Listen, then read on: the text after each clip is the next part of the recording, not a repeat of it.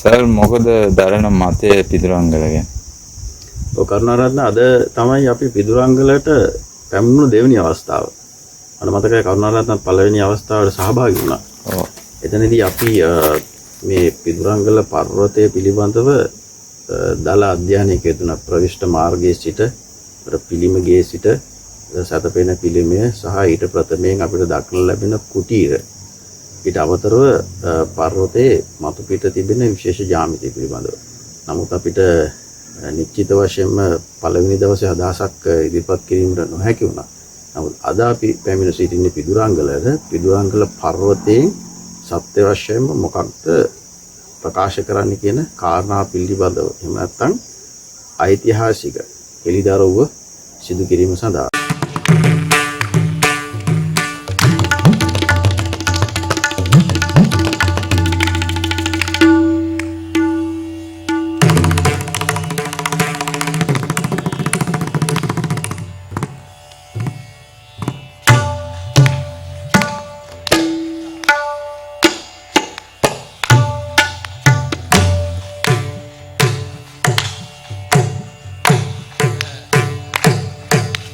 පිදුරංගල පර්වතයේ ජ්‍යාමිතිය ගත්තොත් මේ පිදුරංගල පර්වතයේ ජ්‍යාමිතිය තුල තියෙන විශේෂ ලක්ෂණ කිහිපයක්.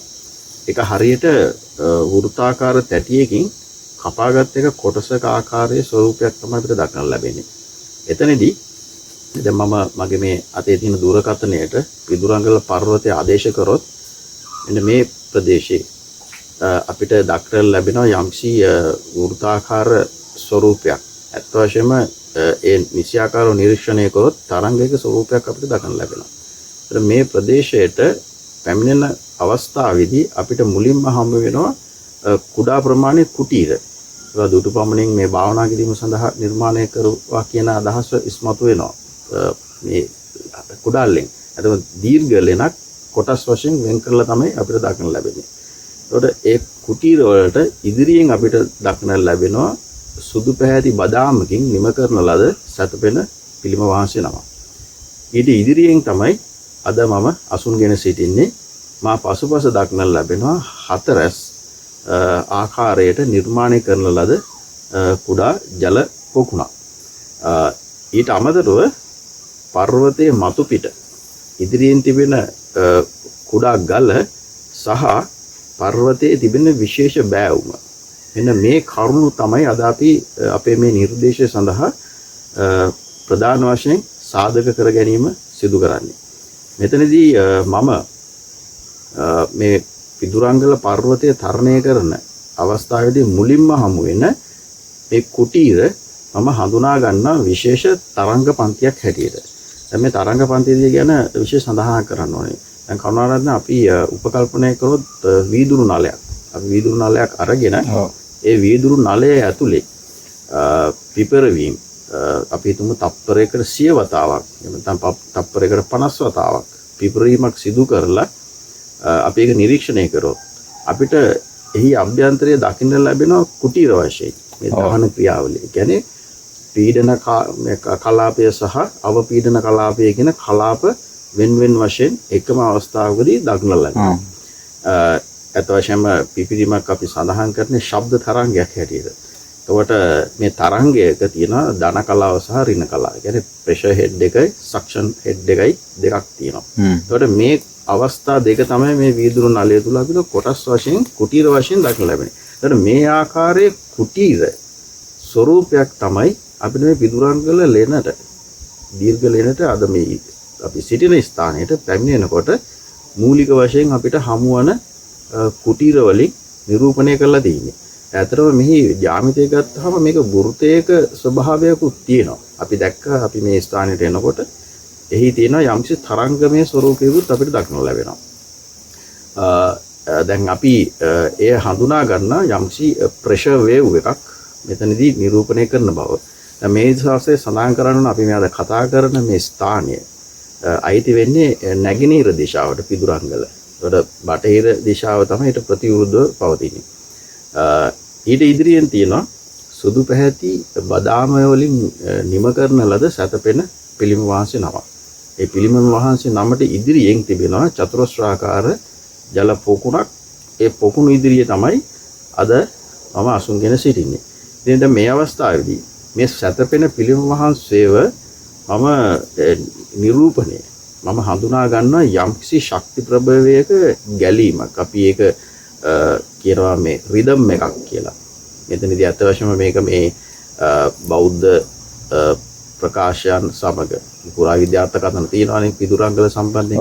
ඒ සම්බන්ධයෙන් ඒ ගැන මතවාදයක් ඇති කරගත යුතු නෑ. මම විග්‍රහ කරන්නේ මගේ තාක්ෂණික නිර්දේශය සම්බන්ධව. මම මේ සැතපෙන පිළිම වහන්සේව යොදාගෙන විග්‍රහ කරන්න උත්සාහ කරන තාක්ෂණික ප්‍රකාශයේ හැටියට මම හඳුනාගන්නේ යම්කිසි ගැලීම, ශක්ති ප්‍රභවයක ගැලීමක් හැටියට.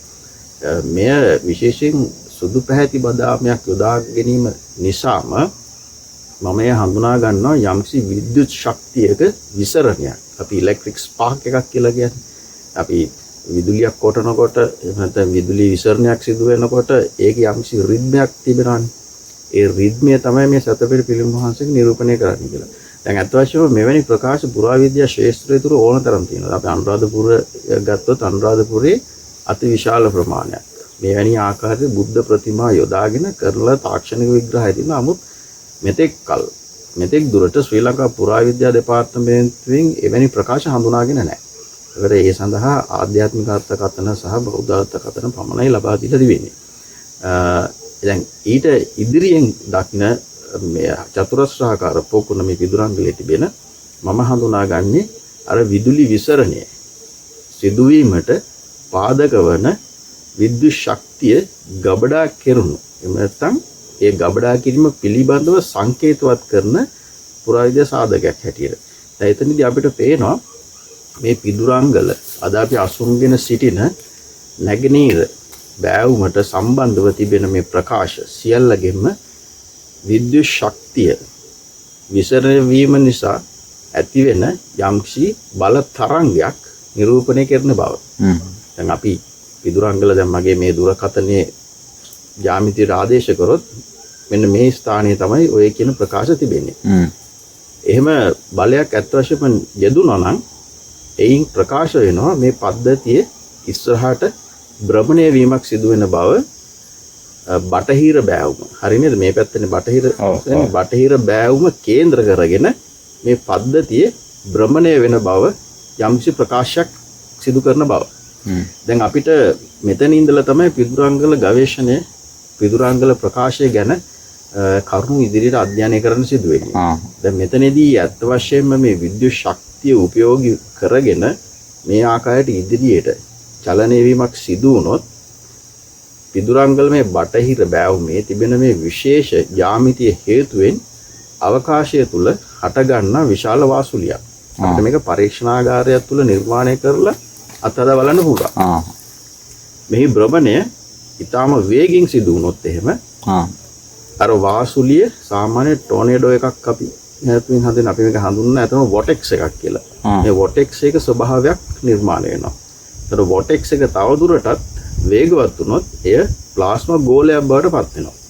දැන් මෙතනදී අපිට හැකියාව තිබෙන්න ඕනේ උපකල්පනය කරන්න මේ පිදුරංගල පර්වතයේ නිරූපණය කරලා තිබෙන මේ ජ්‍යාමිති රටාව උපයෝගී කරගෙන ඒ වෘත්තාකාර පතයක මේ ආකාරයට චලනය වීමක් සිදු වුණොත් එහෙම නැත්නම් භ්‍රමණය වීමක් සිදු වුණොත් මෙහි මැද අර අවපාතයේ තිබෙන ප්‍රදේශයේ විශාල දීප්තිමත් ප්ලාස්මා බෝලයක් නිර්මාණය වෙන බව. දැන් මේ දසුන බලාගෙන ඉන්න කෙනෙකුට මේ වේගය ඉතා අඩුවෙන් සිදුවෙන අවස්ථාවේදී නිවි දැල් වෙන විශාල ආලෝකයක් එහෙම නැත්නම් තරුවක් ආකාරයට දිස් වෙන බවත් සහ වඩාත් වැඩි වේගයකින් ක්‍රියාත්මක වීමේදී ඒකාකාරී ආලෝකයක් වශයෙන් දිස් වෙන බව සඳහන් කරන්න පුළුවන්. දැන් මේ පද්ධතියට අත් වශයෙන්ම තිබෙන විශේෂ හැකියාවක්. ඒ තමයි ප්‍රතිගුරුත්වය උත්පාදනය කිරීමේ හැකියාව. අපි පිදුරංගලට පැමිණෙනකොටත් අපි සිතුවම් අධ්‍යයනයේදී අපිට පුලපුලා ප්‍රකාශ කරලා තිබුණේ ගුරුත්වය සහ ප්‍රතිගුරුත්වය උපදවන ආකාරය පිළිබඳව සංකේත. ලෙන් ආශ්‍රිතව සහ සිතුවම් ආශ්‍රිතව. දැන් අපි දැනට සිටින ස්ථානයේ පැමිණුණාම ඒ යාන්ත්‍රණයේ කෙලෙසද ක්‍රියාත්මක වන්නේ කියන ප්‍රකාශය තමයි අපිට පිදුරංගල පර්වතයෙන් පැහැදිලිව නිරූපණය කරලා තියෙන්නේ. ඇත්ත වශයෙන්ම මම මෙතනදී හඳුනා ගන්න සමස්ත පිදුරංගල පද්ධතියම අහසේ පාවී තිබෙන ප්‍රතිගුරුත්ව උත්පාදනය කර හැකි විශේෂයෙන් ඔය අපි වර්තමානයේ ඩ්‍රෝන් යාන වශයෙන් හඳුන්වන්නේ. මම මේක කැමති ප්‍රෝබ් එකක් හැටියට අර්ථ දක්වීමක් කරන්න. දැන් මේකෙන් ඇත්තට මොකද්ද තියෙන ප්‍රයෝජනය? ඒක තමයි අපි මෙතනදී වඩාත්ම වැදගත්. ඉතින් මේ පද්ධතිය අහසේ පාවී තිබෙන අවස්ථාවේදී එහි පහළ කොටසේ සිට නැත්නම් ඒ භූමිය කොටසේ සිට අපිට පුළුවන්කම ලැබෙන ඕනෑම බර ස්කන්ධයකින් යුතු වස්තුවක් කිසිදු ආයාසයකින් තොරව පොළොවෙන් ඉහළට ඔසවන්න හේතුව එහි මගින් ප්‍රතිගුරුත්වයේ උත්පාදනය වන නිසා. දැන් අපිට මෙතනින් එහා පැත්තේ අපිට තියෙන සීගිරිය. දැන් සීගිරි පර්වතයේත් අපි හඳුනාගෙන තියෙන ඒ පුෂ්පගරිය බවට ඒ පුෂ්පගරිය ක්‍රියාත්මක වීම සඳහා බොහෝ විට භාවිතාව කරන උපකරණයක්. ඒත් පුෂ්පගරියෙත් පුරාවෘතාන්ත වල සඳහන් වෙනවා මේ ග්‍රහයන්ගෙන් හා චන්ද්‍රයන්ගෙන් දින අහස වැනිය කියන අදහසක්. ඒකට මොනවද මේ ග්‍රහයෝ? මේ ග්‍රහයන් හැටියට ඇත්ත වශයෙන්ම මේ නිරූපණය වෙලා තියෙන්නේ ඒ පුෂ්පගරිය මත දිස් වෙන විශාල ප්ලාස්මා තත්ත්වයේ තිබෙන ප්ලාස්මා බුබුලු වශයෙන්. දැන් අපි හඳුනාගෙන තිබෙන යාන්ත්‍රික පද්ධතිය. නමුත් අපේ පිදුරංගලත් විශේෂයෙන්ම අහසේ පාවී තිබෙන ප්‍රතිගුරුත්වය උත්පාදනය කරන විශාල දීප්තිමත් කෘතිමත් තරුවක් නිර්මාණය කරන ආකාරය පිළිබඳව පැහැදිලි විග්‍රහයක් කරලා තිබෙනවා.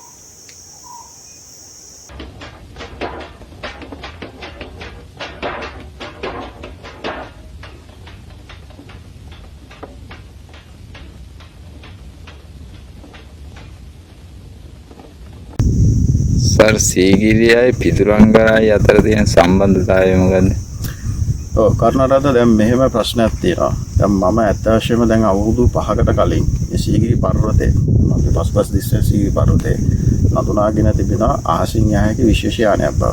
මේ පිළිබඳව දැන් විශාල වශයෙන් එතනේ ශ්‍රී ලංකාවේ ඉන්න විශාල ජනතාවක් ඒ වගේම ජාත්‍යන්තර වශයෙන් දැනුවත් වෙලා තියෙනවා. තවදුරටත් මම හඳුනාගෙන තියෙනවා මේ ජනප්‍රවාදවල අපි පුෂ්පගරිය ගැන කතා කරන්නේ දඩුමොනර යන්ත්‍රය කියලා. මේ දඩුමොනර යන්ත්‍රයේ සැබෑ ආකෘතිය තමයි මේ සීගිරිය කියලා අපි හඳුනාගෙන තිබෙන්නේ.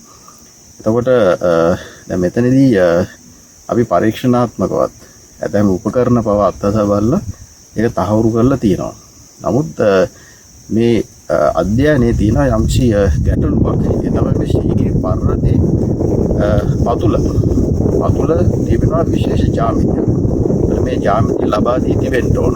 එහෙම ලබා දී නැත්නම් අතවශ්‍යම මේ සමස්ත ව්‍යාපෘතිය තාක්ෂණික ව්‍යාපෘතිය අසමත් ව්‍යාපෘතිය කියන්නේ ෆේලියර් ප්‍රොජෙක්ට් එකක් හැටියට තමයි මසලගන්නේ. දැන් එහෙමනම් අතවශ්‍යම එහෙම ව්‍යාපෘතියක් කරන්න විදියක් නැහැ නේ. අපි දැන් සීගිරිය නිර්මාණය කරන්න යොදාලා තිබෙන මේ පරිශ්‍රමයේ තාක්ෂණයම පැත්තෙන් බලනකොට මේ පතුලේ යාමිතිය දීලා තියෙන්න ඕනේ. ඒකට මම මුල් වතාවට හඳුනාගත්ත මේ පතුලේ යාමිතික රටාව ලබා දී තිබෙන ස්ථානය තමයි පිදුරංගල කියලා. දැන් අද අපි දැන් පැමිණ සිටින්නේ මේ පිදුරංගල පර්වතයේ තිබෙන මේ විශේෂ යාමිතිය රටාව මත අපි ඉන්නේ.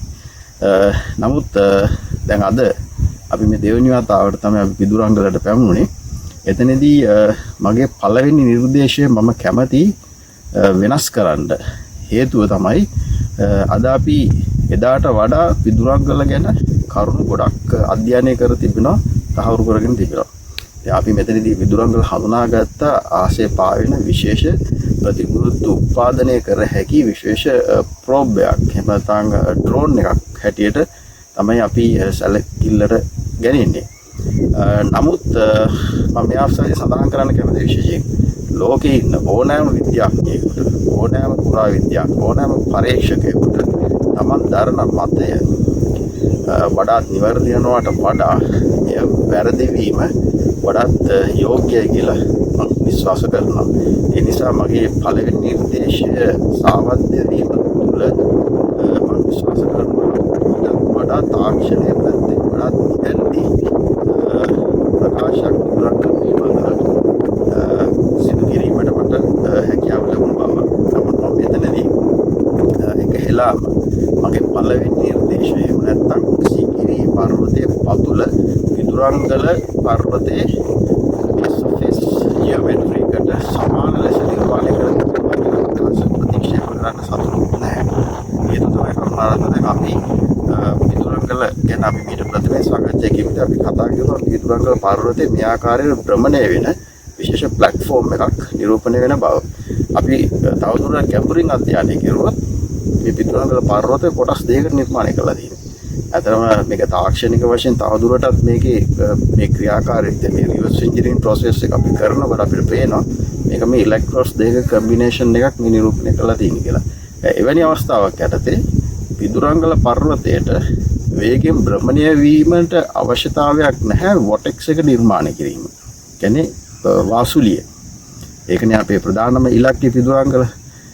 එතනදී පුළුවන් පර්වතයට නිශ්චලව එහෙම නැත්නම් සුළු වේගයකින් භ්‍රමණය වෙමින් මේ අධික වේගින් යුතු වොටෙක්ස් එක නිර්මාණය කිරීම හැකියාව. ඉතින් මේක මේ ටෙක්නිකල් ඇනලයිසිස් එකේ මේ ගොඩක් ඇඩ්වාන්ස්ම ස්ටේජ් එක. ඒකට අපි පිදුරංගල පර්වතය ගත්තාම පිදුරංගල පර්වතයේ සැතපෙන පිළිම වහන්සේ ඒක නැත්තම් අපි කලින් සඳහන් කරපු ඉලෙක්ට්‍රික් ඩිස්චාර්ජ් එක නිරූපණය. ඒ වගේම ඊට පසුපස තිබෙන කුටීර වලින් ප්‍රෙෂර් වේව් එක නිරූපණය කරලා තිබෙන. ඒ යාන්ත්‍රණය ඒ ආකාරයටම සීගිරි පර්වතයේ කැටපත් පවුර ආශ්‍රිතව ප්‍රකාශ කරලා තියෙනවා. ඒත් අපි මේ පර්වතයේ පිදුරංගල පර්වතයේ අනිත් පැත්තට හැරෙවුවොත් 100% නැවත වතාවක් සීගිරියේ පතුලත් එක්ක ගැළපෙන ස්වභාවයක් අපිට දක්නට ලැබෙනවා. ඒ නිසා පිදුරංගල සර්ෆේස් එක සීගිරියේ බොටම් සර්ෆේස් එකට සමානව නිර්මාණය කරලා තියෙන අදහස එක හිලාම ප්‍රතික්ෂේප කරන්න බෑ. අපි තවදුරටත් මේ පිළිබඳව පරීක්ෂණාත්මක මට්ටමකින් අපි අධ්‍යයන කටයුතු කළ යුතු වෙනවා. ඒ නිසා දැන් මම මේ අදහස් දෙකක් වශයෙන් ඉදිරිපත් කරනවා. පිදුරංගල කියන්නේ තවමත් සීගිරියේ පතුලට සමානව නිර්මාණය කරපු පද්ධතියක් වීමට බොහෝ සෙයින් හැකියාව තිබෙනවා. සර් කොහොමද පිදුරංගල කැරගෙනවා කියලා? පිදුරංගල පර්වතයේ භ්‍රමණය නේද? ඔව් දැන් කරුණාරත්න අපි කලින් සඳහන් කරුවානේ මේ පර්වතයේ අපි ඉදිරිපත් කරන නිර්දේශයට පාදක කරගෙන සාධක. ඒ සාධක වල එක සාධකයක් තමයි අපි මේ ඉදිරියේ දිස් වෙන්නේ මේ විශාල ගල. අතවශ්‍ය මේ විශාල ගල දැන් මගේ මේ ෆෝන් එකට මම ආදේශ කරොත් මේ පිදුරංගල මතු පිට පෘෂ්ඨයේ මේ මෙනේ ප්‍රදේශය කියන්නේ බටහිර බෑවුම තමයි අපි මේ ආකාරයට දිස් වෙන්නේ. ඒකට මෙන්න මේ ස්ථානයේ තමයි මේ කුඩා ගල තියෙන්නේ. පිරිම වහන්සේ අපිට දක්නට ලැබෙන මෙන්න මේ ස්ථානය නැගිනීර බෑවුම. මේ කළු ගලෙන් නිර්මාණය කරලා තියෙන මේ විශේෂ ගලෙන් ප්‍රකාශ කරන්නේ මේ පද්ධතිය ඉදිරියට ගමන් කරනකොට අවකාශයත් සමග සිදුවන ගැටීම. අත්වශයෙන් මේක පාටිකල් එකක් හැටියට තමයි මම හඳුනාගන්නේ. කියන්නේ තාම සූක්ෂම අංශුවක් හැටියට. ඇත්තටම මේ නිර්මාණයට මේ වගේ අංශෝ නේ. මත මේ වගේ ගල් විශාල ප්‍රමාණයක් යොදාගෙන මේ ප්‍රකාශය කරන්න පුළුවන්. නමුත් මෙතනදී විශේෂ ප්‍රකාශයක් කොහොම කරලා තියෙන එක ගලක් විතරක් යොදාගෙන ඒ විතරක් මේ ගල තිබෙන ස්ථානය හොඳට නිරීක්ෂණය කරොත් පිදුරංගල පර්වතයේ බිනී ගිය ස්වභාවයක් දක්නට ලැබෙනවා. විශාල බිනීමක්. ඒක ඉතා හොඳින් අධ්‍යයනය කරොත් අපිට උපකල්පනය කරගන්න මේ ගල අහසේ සිට පැමිණ බොහොම වේගෙන් ස්පර්ශ වෙච්ච නිසා තමයි මේ ගල කැඩිලා ගියේ කියන ප්‍රකාශය මේ කියනවා. එතනදී මේ ඇතිවන ගැටරිය නිසා අර අපි කලින් අසු වෙන සිට හතරස් ගබඩා කර තිබෙන විද්‍යුත් ශක්තිය ජලය මගින් නිරූපණය කරන ඉලෙක්ට්‍රෝන කියන අදහස් තමයි මම දරන්නේ. මේ විද්‍යුත් ශක්තිය විසරණය වෙනවා. ඒ විසරණය වීම තමයි අර සතපෙන පිළිම වාහසයකින් නිර්පණය කරලා තියෙන්නේ. ඊට පසුව ඇති වෙන ප්‍රෙෂර් වේව් එක තමයි අර කුටීර වශයෙන් නිරූපණය කරලා තියෙන්නේ. දැන් අපිට පේනවා මේ කල ඇවිල්ලා මෙතනට වදින්න නම් යම්කිසි අංශුවක් යම්කිසි ශක්තියක් එක්ක වාතය හෝ කුමන ආකාරයේ ශක්තියක් මේ පර්වතයේ වේගෙන් භ්‍රමණය වෙන්න ඕන. ඒකට මේ භ්‍රමණය වීම පිළිබඳව මේ ගල උපයෝග කරගෙන මේ ඉංජිනේරුවෝ විසින් ප්‍රකාශ කරලා තියෙනවා ඊටාම පැහැදිලිව. ඉතින් මෙන්න මේ සාධක හේතු කරගෙන තමයි අපි උපකල්පනය කරන්නේ මේ පිදුරංගල පර්වතයේ නිරූපණය කරන්නේ විශේෂයෙන් භ්‍රමණය වෙන විශේෂ ප්ලැට්ෆෝම් එකක් පිළිබඳව කරන විග්‍රහය. යන්නම් සර් කැරගෙනවා. එතකොට වෘතයේ කෑල්ලක් කොහොමද කොහොමද බැඳී පවතින්නේ? අන්න ඒක හොඳ ප්‍රශ්නයක් කරුණාද. මොකද අපි මේක ප්‍රායෝගිකව කරන්න කිව්වොත් පරීක්ෂණාගාරයේදී මේක අතිවිශාල මේ ভাইබ්‍රේෂන් එකක් කම්පනයක් ඇති වෙනවා. මොකද වෘත්තයක කොටසක්නේ දැන් මේ කැරකෙන්නේ. දැන් පිදුරංගල පර්වතයෙන් ප්‍රකාශ කරලා තියෙන වෘත්තයක ඊටාම සුළු කොටසක්. දැන් කොහොමද මේ පද්ධතියේ අවශ්‍ය කරන ෆ්‍රීකවන්සි එක එහෙම නැත්නම් මේ ප්ලාස්මා බෝල් එක ක්‍රියේට් වෙන මට්ටම දක්වා වේගය ඇති කරගන්න කියන එක තමයි අපිට තියෙන ගැටලුව. ඒක ප්‍රායෝගික ගැටලුවක්. අත් වශයෙන් මේක එහෙම දෙයක් කරන්න පුළුවන්. දැන් අපිට මේ සඳහා වෙන විශේෂ පද්ධතියක් මේ ප්ලැට්ෆෝම් එක රඳා පවත්වා ගැනීමේ හැකියාවක් ඇති විශේෂ යාන්ත්‍රණයක් සකස් කරලා මේ ක්‍රියාවලිය ආරම්භ කිරීමේ හැකියාව තියෙනවා. ඒ වගේම මේ සීගිරි පුරාවිද්‍යා භූමියේ පොකුණු ආශ්‍රිතව එක ස්ථානයක එවැනි යාන්ත්‍රණයක් ක්‍රියාත්මක කරවන්නේ කොහොමද කියන එකත් පැහැදිලිව ප්‍රකාශ කරලා තියෙනවා. අපි ඒක ගැන සඳහන් කරන්න ඕනේ. දැන් මෙතනදී වරක් මේ ක්‍රියාත්මක කරාට පසුව මේ නිර්මාණය වෙන වොටෙක්ස් එක එහෙම නැත්නම් මේ සුලි කුණාටුවට හැකියාව දෙනවා මේ ප්ලැට්ෆෝම් එක බැඳ තබා ගැනීමට. මම හොඳ උදාහරණයක් දෙන්නම්. දැන් මේ අපිට ගැටලුව ඇතිලා තියෙන මේ කේන්ද්‍ර ප්‍රසාරී බලය නිසා මේ පද්ධතිය එළියට විසිරී යන නිසා එය කොහොමද වෘත්තාකාර පතයක නිරන්තරවම ක්‍රියාත්මක කරවන්නේ කියන ගැටලුවනේ. දැන් අපි හිතමු දැන් සුලි කුණාටුවක් ඇති වෙනවා හදිස්සියෙම. එතකොට මේ සුලි කුණාටුවට අපි යම්කිසි ස්කන්ධයකින් යුතු වස්තුවක් ඒ දෙසට යොමු කෙරුවොත් ඒ සුලි කුණාටුවෙන් ඒ වස්තුව කේන්ද්‍ර ප්‍රසාරී බලය නිසා ඈතට විසිකරණු ක්‍රියාවලියක් සිදු කරන්නේ. ඒ වෙනුවට උ කරන්නේ සුලි කුණාටුවට බැඳලා සුලියක ආකාරයෙන් එය භ්‍රමණය කරමින් පවත්වා ගැනීම. මෙන්න මේ යාන්ත්‍රික ක්‍රමය එහෙම නැත්නම් මේ යාන්ත්‍රණය මේ වොටෙක්ස් එක තිබෙන විශේෂ හැකියාවක්. ඒකට අපිට මෙතනදී පේනවා භ්‍රමණය වෙන ප්ලැට්ෆෝම් එකයි සහ ඒ ක්‍රියේට් වෙන වොටෙක්ස් එකයි අතර බල විශේෂ සමතුලිතත්වයක් ඇති කරවීමේ ක්‍රමයක් තියෙන බව. අත් වශයෙන්ම බොහොම හොඳ ප්‍රශ්නයක්. ඉතින් අතරම මේ වගේ දේවල් අපි පරීක්ෂණාගාරයක තමයි සිදු කළ යුත්තේ. මෙතනදී අපිට විශේෂ කරුණක් සඳහන් කරන්න පුළුවන් පිදුරංගල ගැන. පිදුරංගල කියන්නේ විශේෂ ඩ්‍රෝන් එකක් නැත්නම් ප්‍රෝබ් එකක් ප්‍රතිපෘති උපදවන ඒ වගේම විශේෂ යාන්ත්‍රණයක් තුල පමණක් ක්‍රියාත්මක කරවිය හැකි. වරක් ක්‍රියාත්මක වුණාට පසු අවකාශයෙන් ශක්තිය ලබාගෙන අඛණ්ඩව අහසේ පාවී සිටිය හැකි උපකරණයක් බව දැන් කරුණාට තහවුරු ප්‍රශ්නෙම පැහැදිලි වෙනවා. එතනදී මිනිසෙන්ට ඒ මග ඒ භාවිතා කරමින් ගමන් කළ හැකි යානයක් බවට පිදුරංගල හඳුනා ගන්න හැකියාවක් නැහැ. ඒ නිසා බොහෝ විට මේ දුරස්ථ පාලකයකින් හසුරවා ගත හැකි ආසේ පා කර තැබිය හැකි විශේෂ ප්‍රතිකෘති උපදවන ඩෙවලොප්මන්ට් හැටියට තමයි දැනට පිදුරංගල අපිට හඳුනා ගැනීමට හැකියාව තිබෙන්නේ.